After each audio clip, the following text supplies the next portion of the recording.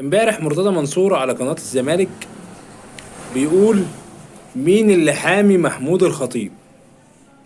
هو لو في حد يا ابني حامي محمود الخطيب كان هيسيبك تهوهو عليه كده؟ لا. انت بقى مين اللي حاميك؟ انت راجل عليك حكم شهر واجب النفاذ. مين حاميك؟ المفروض احنا في دولة قانون. قانون بيتطبق على الكبير والصغير، صح؟ انت بقى مين اللي حاميك؟ عشان نبقى فاهمينها بس. لكن ما تقعدش تهوهو وتصيح وتقول اصل الخطيب بيسافر بره. الخطيب ده زي الجنيه الدهب، معلهوش خدش، راجل محترم كل الدنيا تحبه.